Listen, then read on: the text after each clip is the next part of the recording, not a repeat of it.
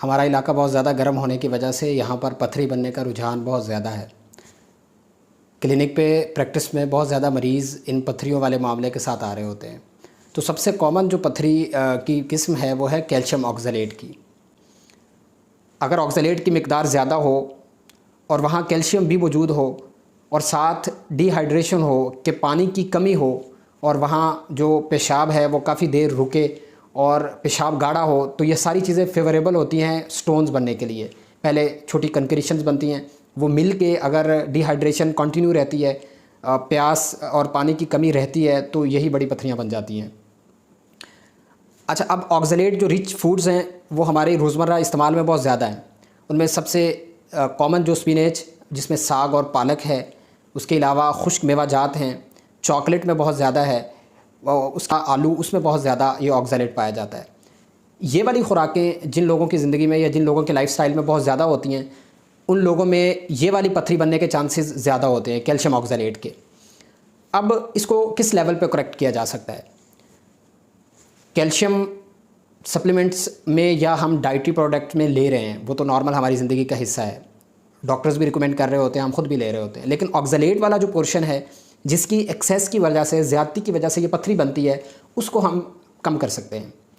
یہ جو میں نے چیزیں آپ کو انلسٹ کی ہیں، گنوائی ہیں، یہ چیزیں ہم اپنی زندگی کے اندر بالکل کم کر دیں۔ جن لوگوں میں پتھری بننے کا رجحان زیادہ ہے ان لوگوں کی بات ہو رہی ہے۔ جو لوگ اس کو ہضم کرتے ہیں، ان کو ٹھیک بہترین ان کی لائف گزرتی ہے، ان کو ضرورت نہیں ہے۔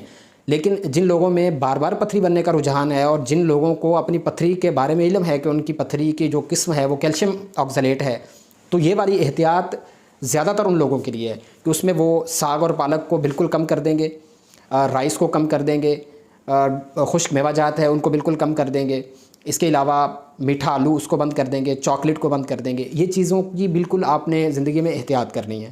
دوسرے لیول پہ ایک بڑی مسکنسیپشن ہے کہ جی کیلشیم جو ہے وہ ڈائٹ میں نہیں لینا چاہیے جن لوگوں کو کیلشیم آکزیلیٹ کی پتھری ہے۔ ایسا نہیں ہے۔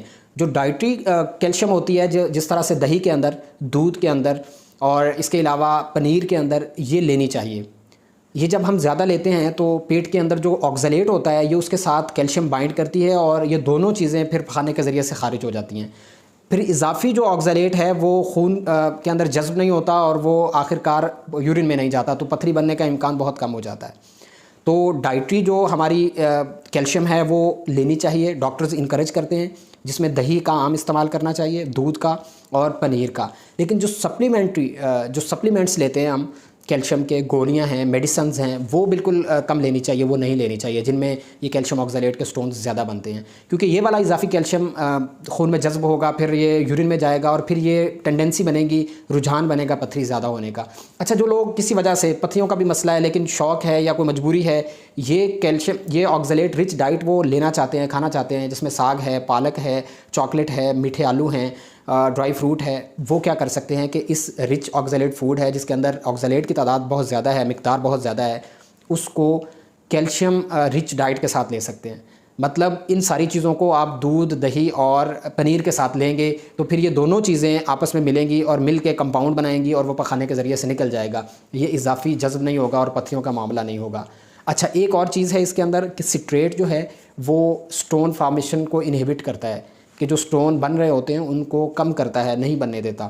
سٹریٹ کہاں کہاں ہوتا ہے؟ سٹرس فروٹس کے اندر، جو کھٹے فروٹ ہیں جس میں لیمن ہے اور سیب کا سرکہ ہے، اس میں بہت زیادہ یہ سٹریٹ ہوتا ہے۔ تو یہ چیزیں ہم اپنی نارمل ڈائٹ میں ایڈ کر کے پتھری بننے کے رجحان کو، فارمیشن کو کم کر سکتے ہیں۔ جن کو لانگ ٹرم معاملات ہیں، ایک آدھی دفعہ والے پیشنٹس بعض اوقات یہ ہوتا ہے کہ نکل جاتی ہے، کم بنتی ہے، بنی، اس کا علاج کروایا، ٹھیک ہو گئی۔ لیکن بہت سے ایسے لوگ ہیں جن کو کوئی میٹابولک ڈیزیزز ہے، ہائپر پیراتھائرائڈزم ہے، یا وہ شوگر زیادہ لیتے ہیں، یا وہ سالٹ زیادہ لیتے ہیں، یا وہ اوبیز ہیں، موٹے ہیں۔ ان چاروں طرح کے لوگوں میں زیادہ رجحان ہوتا ہے کیلشیم آکزیلیٹ کی پتھری بننے کا۔ تو یہ لوگ خاص طور پہ احتیاط کریں، اور جن لوگوں میں کیلشیم آکزیلیٹ کی پتھری بنتی ہے وہ آکزیلیٹ ڈائٹ جو ہے، رچ ڈائٹ ہے، اس کو کم کر دیں، بالکل بند کر دیں۔ اگر کھانی ہے تو اس کو کیلشیم رچ ڈائٹ کے ساتھ ملا کے کھائیں۔ ایسی چیزوں کو، ساگ، پالک، چاکلیٹ، میٹھا آلو، جس طرح سے اس کے بہت سارے پروڈکٹس ہیں، اس کے علاوہ خشک میوہ جات ہیں، ان ساری چیزوں کو اگر لینا ہے تو ان کو دہی، دودھ اور پنیر کے ساتھ ملا کے کھائیں۔ تو بہت کم امکان ہے کہ پھر آپ میں یہ مسئلہ پتھری بننے والا رہے۔